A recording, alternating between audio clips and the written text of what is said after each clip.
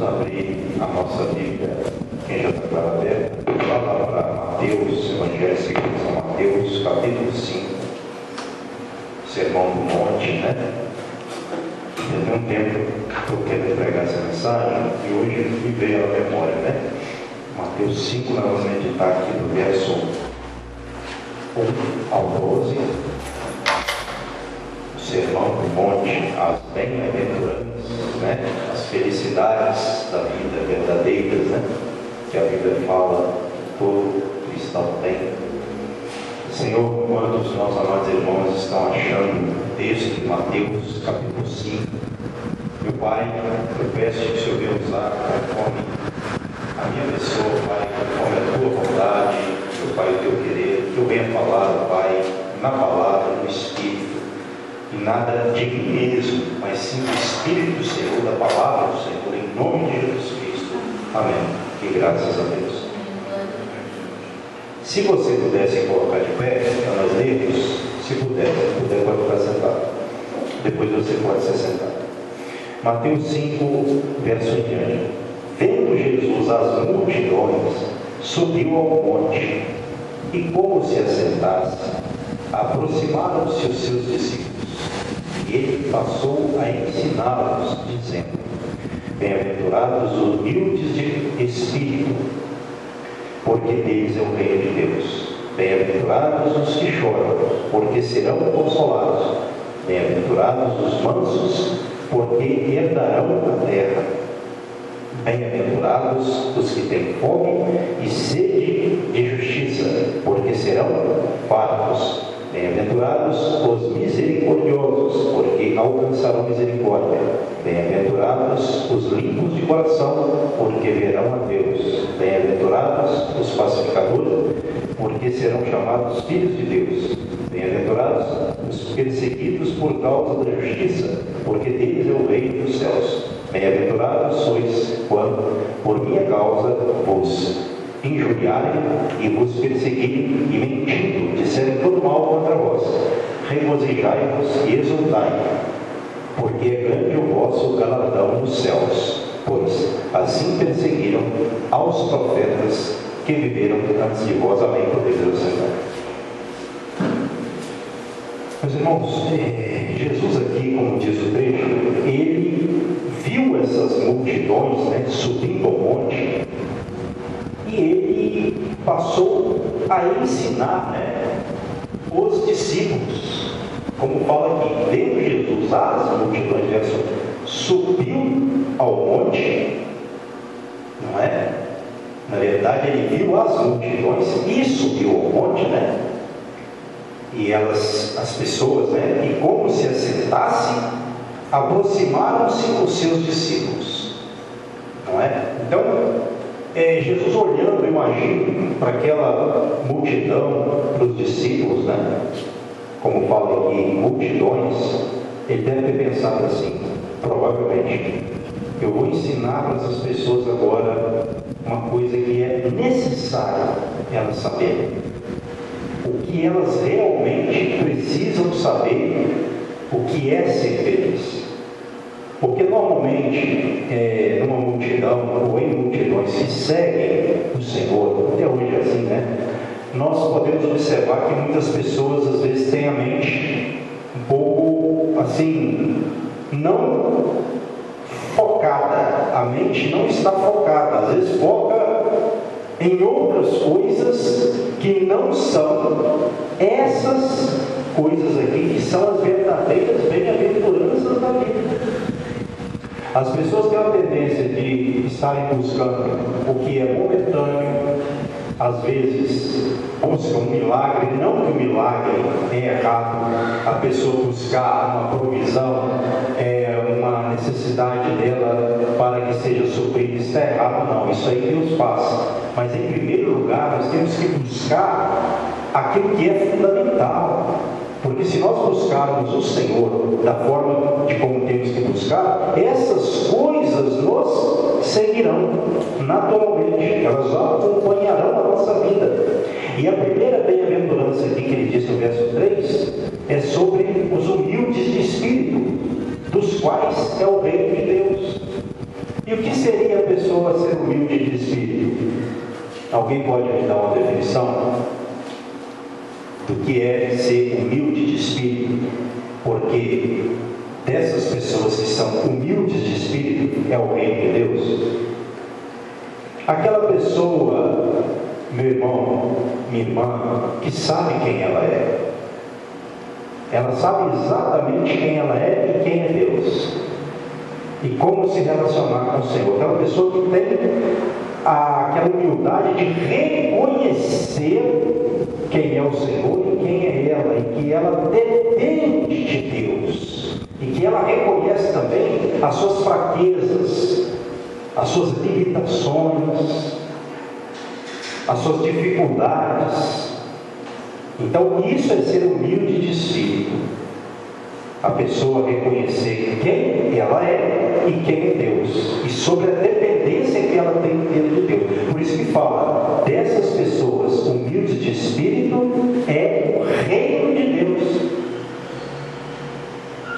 Ou seja, essas pessoas serão salvas, porque elas não são orgulhosas de espírito, elas são humildes. Elas reconhecem que para que a pessoa sirva a Deus, ela tem que se entregar, ela tem que depender do Senhor. Não é? E aí a gente pensa assim, por exemplo, aqui fala bem-aventurados os pobres, mas, por exemplo, teve um rico na Bíblia, não foi bem-aventurado, vários ricos foram, né? Mas eu vou citar um aqui, que eu me lembro quando eu estou pregando sobre esse trecho. É do Etíope, que era ali o tomador de conta do tesouro da rainha, né? Dos etíopes. Certo? Está lá em Atos 8. Aquele homem, ele era o ministro da fazenda da rainha. E aquele homem, quando ele foi a Jerusalém, e quando ele voltava de Jerusalém, ele voltava com o rolo, com a mensagem do livro do profeta Isaías, falando do Cristo sofredor. E Filipe, o evangelista, se aproximou dele perguntando para ele se ele entendia o que ele lia. E ele disse a Filipe: como entenderei se alguém não me ensinar? Filipe explicou para ele quem era o personagem ali, né? De Isaías 53, Cristo. E Etíope, ele era, esse homem, né? Era um homem de posição. Ele era um alto oficial, né, de Candace, a rainha dos etíopes. Quer dizer, não era qualquer um. E quando Filipe evangelizou ele, explicou para ele o que ele estava lendo, e ele viu uma água parada, ele perguntou a Filipe: eis aqui água, o que impede-me que seja batizado? Filipe disse para ele: é lícito se crer em Jesus Cristo, que ele é o Filho de Deus. Ele disse que cria, e logo ele foi batizado. Então, um homem rico, um homem de posição, e se entregou a Deus, reconheceu a dependência de Deus, de Cristo, para a salvação da sua alma. Um homem lá da região da África do Sul, um homem de longe, que reconheceu a Jesus Cristo. Então, isso é ser humilde de espírito. Por isso que fala, dos tais é o reino de Deus. Ou seja, as pessoas, elas pertencem, passam a pertencer, as que reconhecem a Cristo como seu Salvador, passam a pertencer ao reino de Deus. Não é? Passam a ser salvas após o reconhecimento de Jesus Cristo como Senhor. E a segunda bem-aventurança é os que choram. Bem-aventurados os que choram, porque serão consolados. Meus irmãos, aqui não é, lógico, qualquer choro, né? Não é qualquer choro. É aquela pessoa que chora por causa... como que eu vou usar uma palavra aqui? Por causa da opressão, ou das opressões que ela sofre, das maldades. Então muitas pessoas às vezes sofrem perseguição, sofrem opressão, são judiadas, maltratadas, rejeitadas, ofendidas, não é? E Daqui a pouco nós vamos ver sobre isso aqui também. Então, essas pessoas que choram, quando elas choram por estarem sofrendo e chegam assim diante de Deus, elas são bem-aventuradas, porque serão consoladas, porque Deus consola. Deus, ele consola o coração daquela pessoa que se achega a Ele, quebrantada. Uma pessoa que está sofrendo, como eu disse aqui, por uma eventual perseguição, humilhação, qualquer coisa do gênero. Então essa pessoa, ela é consolada por Deus, porque a Bíblia também fala que o Senhor nos consola, o próprio Espírito Santo, né? Ele nos consola, nos encoraja, nos dá força, nos dá ânimo. Então, o nosso choro não é à toa. O nosso choro não é à toa. Como eu disse aqui, não é um choro qualquer de uma pessoa que chorou por uma eventual coisa que aconteceu a ela, e não. É aquele choro daquele que, né, é quebrantado, que sofre, né? Porque esse vai ser consolado. A terceira bem-aventurança, 5, de Mateus capítulo 5, bem-aventurados os mansos, porque herdarão a terra. Ou seja, a pessoa tem que ter mansidão. Mansidão é o quê? Um fruto do Espírito Santo, né? A pessoa mansa, aquela pessoa delicada, pacífica, né? Pastor, mas a gente sempre consegue ser assim, fazer tudo de bem? Não. Tem pessoa, por exemplo, que tem a natureza já assim agitada, já é mais, tem um temperamento sanguíneo, né? Ou seja, aquela pessoa mais aguerrida, não tem muita, né? É um tipo de participação, já é natureza. Então não é disso aqui que está falando, né? Mas mesmo a pessoa sendo assim, é importante ela exercitar, né, esse fruto do Espírito Santo, que é a mansidão. Ela vai aprendendo, né? É o Espírito Santo que ensina a gente isso, a palavra de Deus. Porque nós, por exemplo, se imaginarmos uma situação em que nós estamos muito deprimidos, aquele dia em que tudo desabou, em que tudo aconteceu ao contrário a nós, aí a gente fica meio que assustado, assim, sem querer falar com ninguém às vezes e tal. A gente quer ouvir, quando a gente quer ouvir alguém, a gente quer ouvir alguém manso, porque a gente está num momento, num clima ali agitado, a gente já está agitado, então a gente quer ouvir alguém manso, para poder chegar com delicadeza e falar com a gente assim como Deus falou com o profeta Elias quando ele estava lá, escondido na caverna. E saiu quando ali ele ouviu uma voz mansa e delicada. Em algumas Bíblias fala assim, né?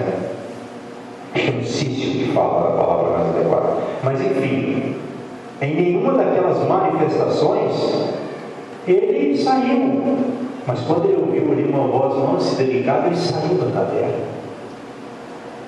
Então, isso mostra que a mansidão, ela é importante, a pessoa procurar ser mansa. Porque a pessoa que não tem mansidão, ela vai resolver tudo, né, na base do confronto.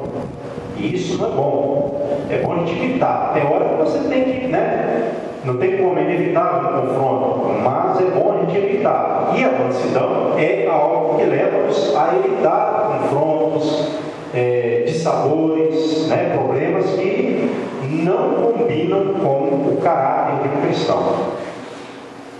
Certo? Embora às vezes a gente perde a cabeça aqui ali, mas não estou falando da palavra, a gente tem que seguir a palavra. Então, bem-aventurados, a terceira bem-aventurança, os mansos, porque herdarão a terra. E essa terra? Qual é a terra essa? Será que ele está falando de terra aqui na terra? Está uma questão, né? Eu me apego muito desse texto, como fala aqui no versículo de número 10, no final, o reino dos céus, né?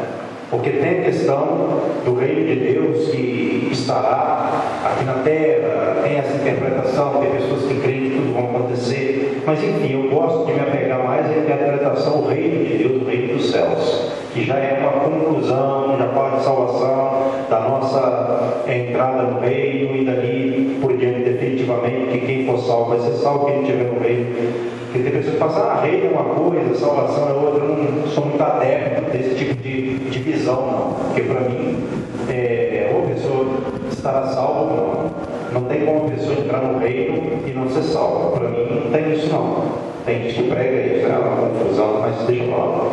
Enfim, então, essas pessoas herdarão a terra, herdarão a promessa do Senhor de salvação. Essa é a questão. Mansidão, não é? A quarta bem-aventurança, fome. Bem-aventurados os que têm fome e sede de justiça, porque serão fartos. Lá em Lucas fala só fome. Mas aqui eu entendo que tanto o contexto fome e sede de justiça, como fome literalmente, todas as duas interpretações têm a ver no sentido de quando uma pessoa está passando, né, por uma fome de justiça, ou seja, ela tem sede de justiça, né, ou quando ela tem uma fome física também, mas nem por isso ela vai roubar, nem por isso ela vai, né, procurar um meio ilegal, ao contrário, a Bíblia, ela vai passar por aquilo ali, e isso também não é uma apologia à fome que eu estou falando, como o Lucas fala, bem-aventurados, né, os que têm fome, porque serão fartos. Lá está assim, na narração de São Lucas, só que isso não é uma apologia à fome, porque na verdade, por exemplo, vamos explicar isso de uma forma mais clara, né? Hoje, se a gente entrar na internet e colocar no Google assim, ó, imagens de pessoas nos lugares mais miseráveis do mundo passando fome, você vai ver uma série de vídeos e imagens, uma série, não é? E muitas dessas pessoas, irmãos, vamos ser sinceros, serão salvas, porque elas não têm o que comer, e mesmo assim elas estão ali sofrendo, mas é por uma questão de falta de infraestrutura, maus governos, né, más gestões, mas elas não estão ali, né, naquela, vamos dizer assim, revolta contra Deus. Não, nem por isso. Então tem essa questão da fome também. Muitas pessoas que passam fome, elas serão fartas eternamente, porque elas estão passando dignamente. Então é nesse sentido. E quem tem fome e sede de justiça também, com certeza, tem tudo a ver. Porque quem é que não quer justiça? Só quem não serve a Deus. Normalmente quem serve a Deus, né? Tem algumas pessoas que não servem a Deus, que gostam de justiça, mas não falando que, né? A justiça que vem de Deus e também reflete na sociedade. Né? Então o servo de Deus, ele quer o quê? Justiça. Ele não vai querer uma coisa errada. Isso não casa com o servo de Deus, querer coisa errada.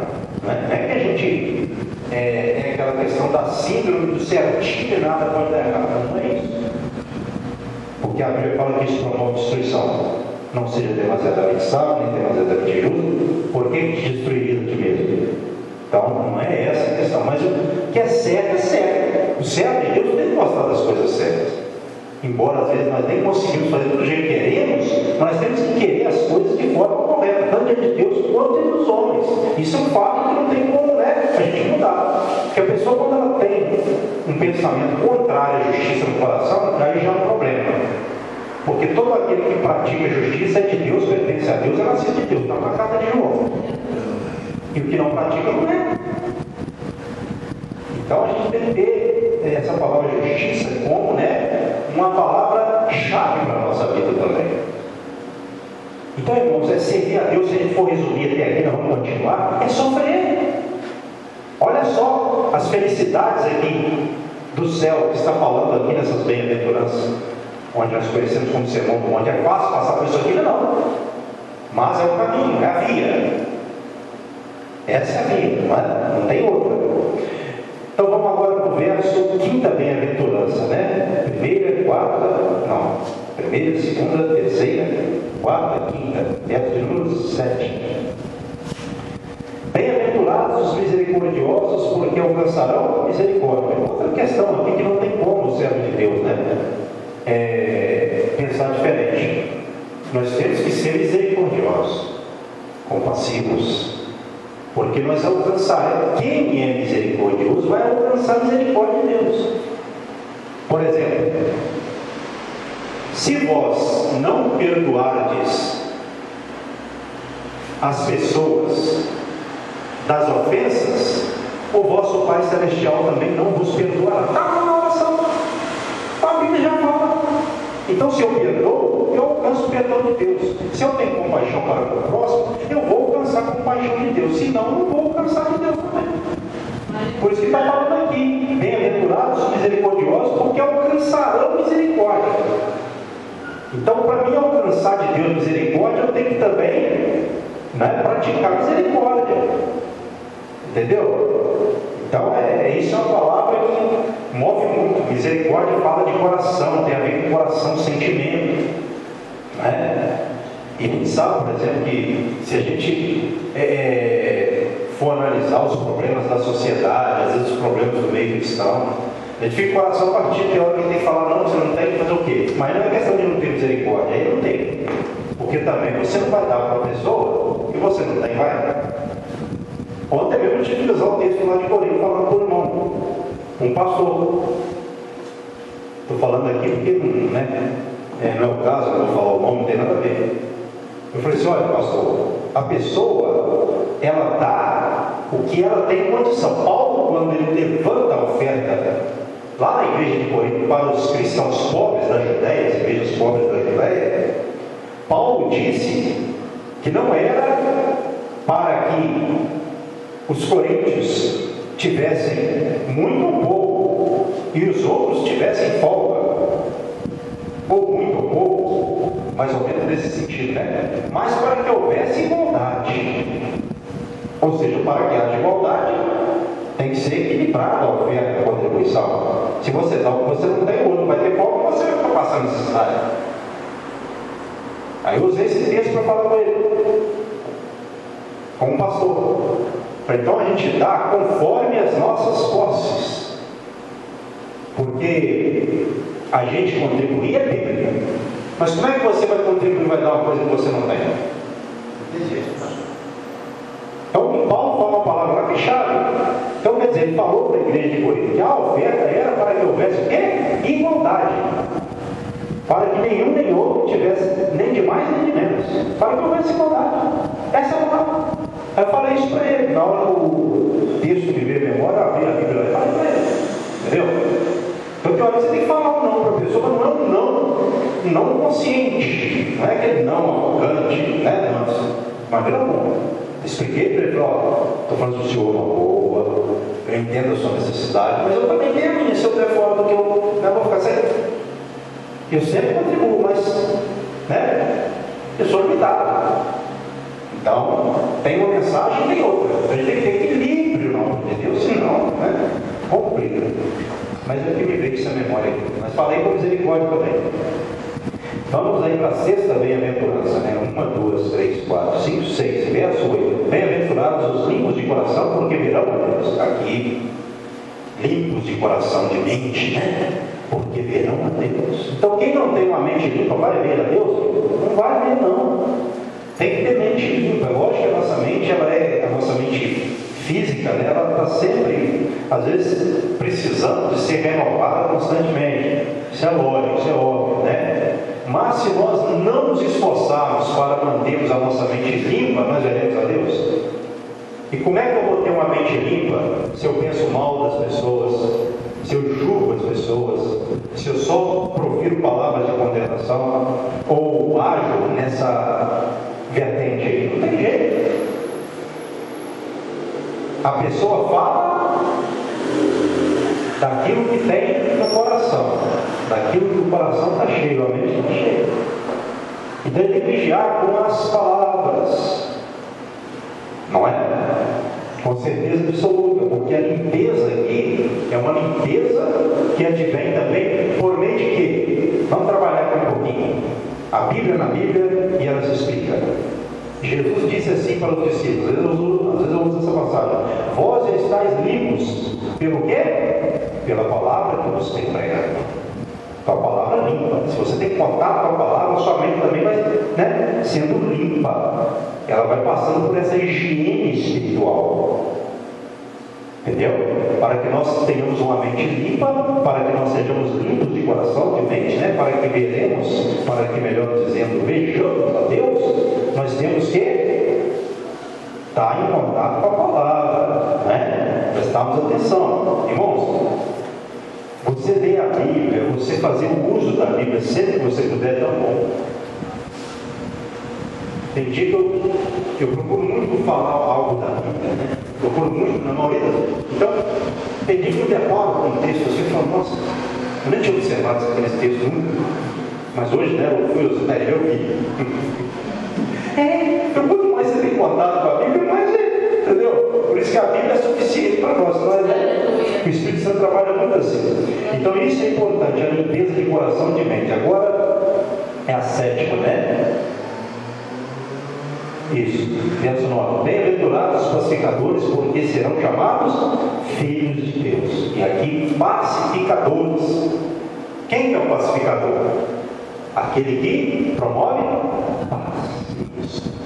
Aquele que no momento de agitação, ele logo na mente dele, Senhor, me dá uma palavra aqui para eu poder equilibrar essa situação que está complicada. Os ânimos aqui estão exaltados. Deixa eu procurar um versículo. Aí o Espírito Santo traz, irmãos, calma, vamos lembrar da Bíblia aqui que nós temos que ter amor um pelo outro, vamos, um fala, o outro fala depois e tal, um momento de agitação entre os irmãos, entre a família dele. Então, a pacificação é importante. Você vai encontrar muito, Jesus é chamado de quê? O príncipe da... Se nós somos irmãos de Jesus, nós temos que ter paz também. Ele nos deu essa paz? Nos deu. Então nós temos que ter essa paz em exercício. Não é? E a Bíblia até fala que, se possível, tem de paz com todos os homens. Se possível. Nem sempre vai ser possível, mas quando for, tem que sempre buscar um meio de ter paz com todos os homens. Agora, se não for possível, não tem jeito. Aí você fica a sua paz para você. Você tenta compartilhá-la. Se a pessoa não quer, você fica com ela para você.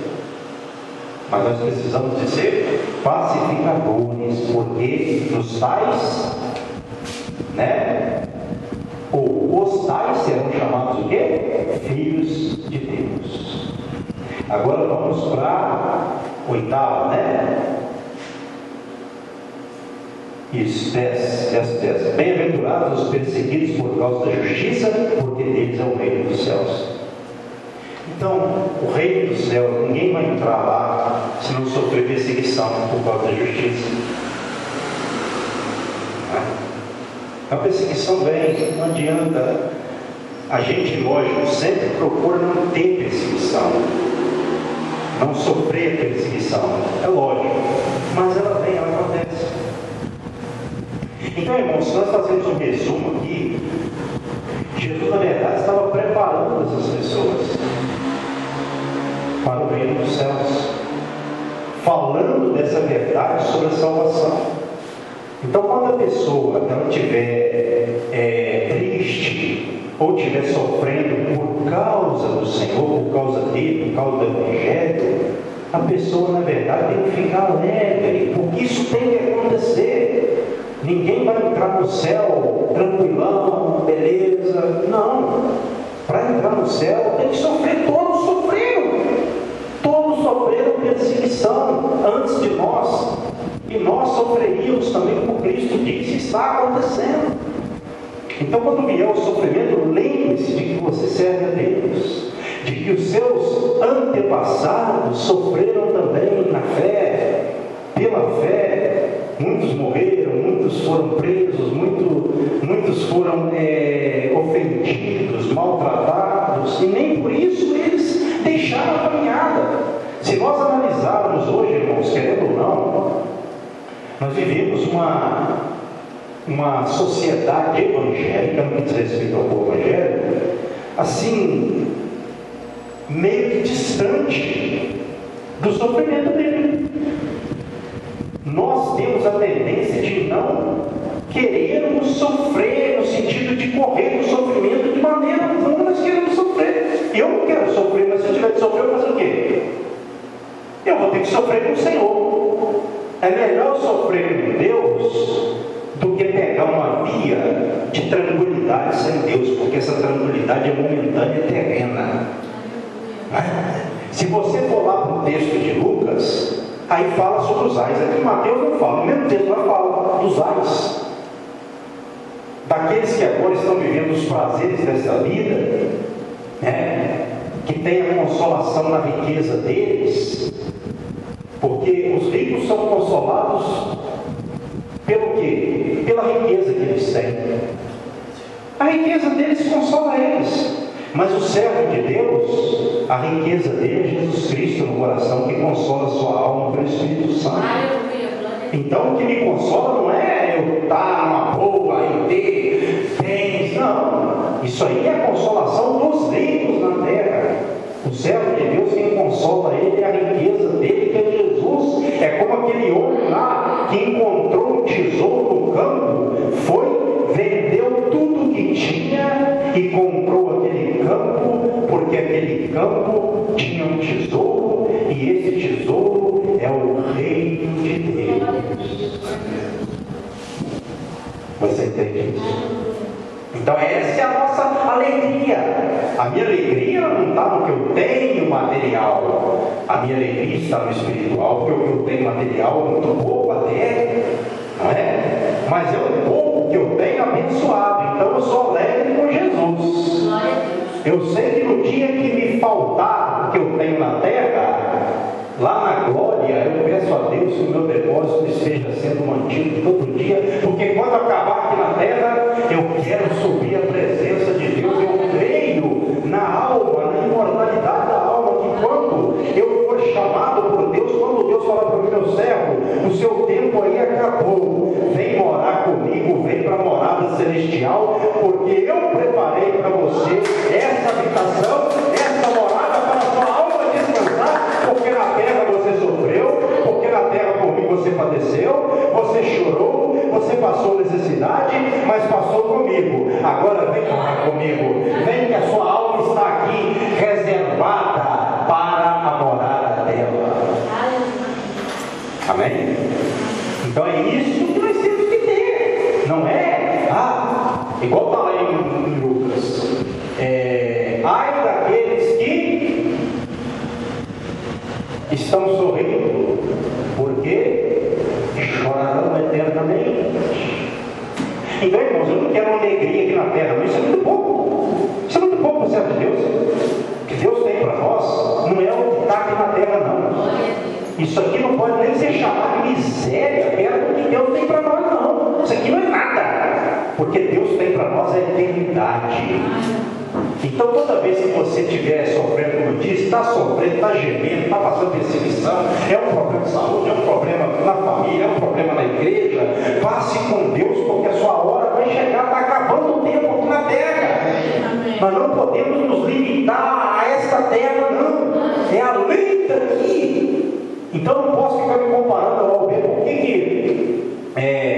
a igreja A ou B tem isso e a minha não tem? Por que o fulano tem uma casa e eu não tenho? Dá um exemplo aqui. É porque o fulano tem um carro bom, até hoje eles falam, pastor, o senhor não comprou um carro, e etc. Eu estou dando exemplos aqui, né? É porque o fulano todo ano vai para a praia, vai para não sei não, irmão, tudo bem, se a pessoa puder, o que ela puder fazer, ela faça. Mas a minha alegria não está nas minhas férias, em eu tirar férias ou não, em eu comer uma comida boa ou não, em eu vestir uma roupa boa ou não. A minha alegria, eu tenho aprendido isso lendo a Bíblia, estar com Deus, estar em Deus, Ele é a esperança da minha salvação. Se não for, eu estou sufocado. Se eu não estiver olhando para o Senhor, eu acho que eu já tinha com certeza já capotado na fé há muito tempo, já tinha dado PT espiritual, perda total.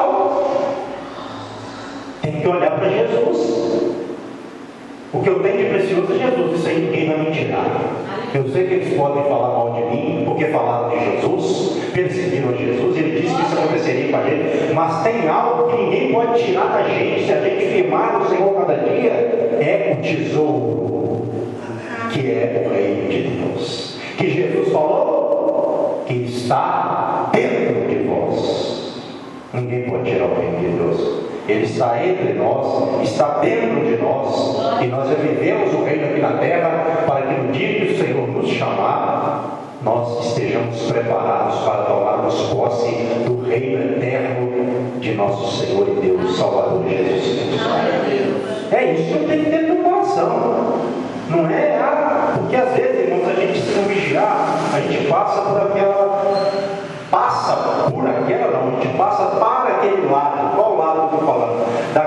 baseiam a alegria deles no mundo atual, não no mundo por ele. É tão ruim isso, né? Porque aí já começa a vir conceito social, aí já começa a haver comparação, e não há nada a ver isso aí com a Bíblia. Por quê? Por exemplo, Jesus poderia ser comparado materialmente com os hipócritas religiosos da sua época? Não, os hipócritas da sua época religiosa estavam muito na frente de Jesus, materialmente falando. O que Jesus tinha? Ele falou, eu não tenho dinheiro na cabeça. Então Jesus não tinha vergonha de falar da sua verdade. Ele veio para ela. Ele veio mostrar o reino de Deus e ainda falou: meu reino não é deste mundo. Pronto. Ele não estava preocupado com as coisas igual as pessoas se preocupavam. Igual as pessoas ficavam, né? Eu preciso disso, eu preciso daquilo, porque Deus falou que vai me dar isso, Deus falou que vai me dar aquilo. Então, olha só que coisa, né? Que às vezes entra na cabeça da pessoa. Quantas pessoas hoje, por exemplo, esqueceram dessa mensagem e estão assim: eu nasci para sofrer mesmo. Eu sou virado no azar mesmo. Nada de bom acontece comigo mesmo. Deus não está na minha vida, não. Que isso, irmão? Então quer dizer que se fosse assim, Deus não estava na vida de Jesus. Olha o jeito que Jesus veio ao mundo. Olha o jeito que Jesus padeceu, morreu, sofreu. E ele merecia passar por isso? Não. Se tinha uma pessoa que não merecia passar por nada, que passou, é Jesus. E ele passou os piores por nós, para que nós passássemos os melhores por ele, por causa do que ele fez por nós e para ele também. Não é? Então lembre disso, tá? Para você não limitar a sua alegria a esta terra. Tá bom? Porque isso vem sempre a mente da gente. Então vamos lá agora para o versículo de número. Eu falei o 9, classificadores, né? Eu falei perseguidos, não, verso 10. Agora o verso 11? Eu falei os perseguidos, falei, né? Agora vamos para o 11. Bem-aventurados, obrigado. Sois quando, por minha causa, vos injuriarem e vos perseguirem e mentindo disserem todo mal contra vós. Ó, bem-aventurados vocês são quando, por minha causa, vocês forem ofendidos. Eu falei que ia chegar lá, né? E perseguidos e mentindo, eles disserem todo mal contra vós. Olha só, como que eu vou ser feliz se eu estou sendo ofendido, perseguido e as pessoas estão falando mal de mim? Quem que vai se alegrar com ofensa, perseguição e pessoas falando mal dela, dessa pessoa? Quem é essa pessoa que vai se alegrar? Normalmente falando ninguém. A pessoa vai reclamar: eu sou servo de Deus, não podia estar acontecendo comigo. É justamente porque a pessoa é serva de Deus que tem que acontecer. Não podia estar acontecendo, na verdade tem que acontecer. Ofensa, perseguição e pessoas falando mal do servo de Deus. Isso tem que acontecer. Jesus falou: bem-aventurados sois. Porque às vezes as pessoas estão falando assim: irmão fulano de tal, é isso, é aquilo, aos olhos das pessoas. Eu estou falando que você é um zero à esquerda, que você é uma pessoa que não prospera, que você é uma pessoa que não arruma nada, que você não tem nada, que você é um pobretão, ou qualquer coisa do gênero, do tipo, né? Colocando em você palavras que não são para você. Mas às vezes, aos olhos de Deus, Deus está te chamando de bem-aventurado. É aqui que está a questão. Nesse sentido, a gente tem que preocupar em dar testemunho à sociedade. Mas nesse sentido, a gente tem que preocupar com o conceito de Deus. Se as pessoas estão te ofendendo com palavras injúrias, e é por causa do reino de Deus, fique alegre, fique feliz, porque isso tem que acontecer. Eu sei que tem pessoa que não gosta de mim. Eu sei. A pessoa não fala, mas eu sei. É lógico que eu preferiria que ela gostasse, é lógico. Mas eu sei que tem pessoa que não gosta de mim. Não sei de todas, algumas eu não sei. Por quê? Porque às vezes eu vou falar uma coisa que a pessoa não gosta. Às vezes eu vou pregar uma coisa que a pessoa não gosta. Né? Por que Jesus foi ofendido e perseguido? Porque ele pregou o que eles não queriam ouvir. Era só confrontando eles. Era só botando o espelho na frente deles para que eles vissem, né? Para que eles pudessem ver quem eles eram. Aí eles ficavam cada vez mais irritados, né, com Jesus. Porque Jesus pregava contra eles. Eles pregavam uma palavra que até era a palavra de Deus, mas não era pura, era torcida. E Jesus pregava a pura palavra de Deus. Por isso que eles não gostavam de Jesus. É lógico que eu não estou falando, irmãos, que ele vai ficar pregando, ofendendo os outros. Não é isso, não. Tem pessoa que vai ser errado. Isso é coisa de gente que não tem nem conduta espiritual ministerial. Mas a palavra por si só confronta todos nós. E só da gente pregar a palavra já é um desafio. Então, nós vamos ser perseguidos. Verso 12 para finalizar. Regozijai-vos quando essas coisas acontecerem, era para eles e para nós, para os discípulos, para nós também. Vos e exultai, porque grande é o vosso galardão nos céus, pois assim perseguiram aos profetas que viveram antes de vós. Então, nós temos que ter alegria, porque a recompensa onde que é grande? Nos céus. Não é essa recompensa, esse, como fala aqui, grande galardão, não é para a terra, é para os céus. Não é para este tempo. Embora Deus nos recompensa, né, nesse tempo, no tempo em que vivemos, o grande galardão não é para aqui. Isso é claro. Então, alegrem-se quando vocês estiverem sofrendo por minha causa, porque grande é o vosso galardão nos céus. Glória a Deus. Meus irmãos, imaginem bem comigo, a pessoa morre no Senhor, aqui na terra, e chega o tempo dela, ela apaga a luz da vida aqui na terra e acende lá na presença de Deus, e aí ela começa a ver tudo diferente. Porque lá, eu não quero entrar no mérito aqui, a ressurreição, antes da ressurreição, sei de Abraão, eu quero deixar essa questão de lado, alma, ressurreição, porque primeiro é a questão da alma salva, né? Hoje quem morre vai para o lugar de descanso, depois vai ressuscitar e assumir o corpo glorificado eternamente. Eu não quero entrar nessa questão, mas a pessoa já vai para a presença de Deus. Imagina bem, você chegando à presença de Deus. Você chegando, você sabendo que ali ninguém pode te tocar mais, que não haverá mais sofrimento, que as coisas do mundo ficaram para trás, e agora você vai estar com o Senhor para todo sempre, no repouso eterno, no descanso eterno. Você nem sequer vai lembrar, creio eu, das lutas aqui da terra, porque essas coisas serão passadas.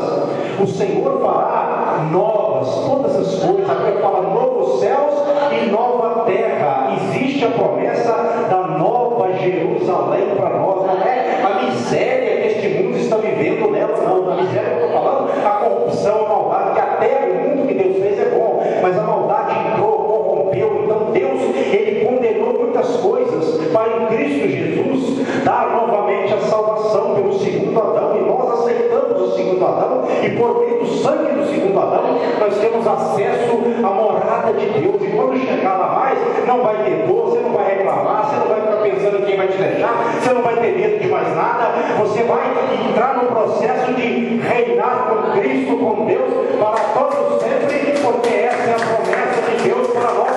Grande é o galardão nosso no céu, não é pequeno. Olha a palavra, grande é o vosso galardão nos céus, porque assim perseguiram os profetas, aos profetas que viveram antes de vós. Os profetas passaram vida boa? Passaram? Não. Muitos morreram terrivelmente por amor ao Senhor. E onde está a alma deles agora? Guardada no Senhor, para o descanso. E onde está a alma daqueles que perseguiram, maltrataram, prenderam, espancaram os profetas? Está no tormento.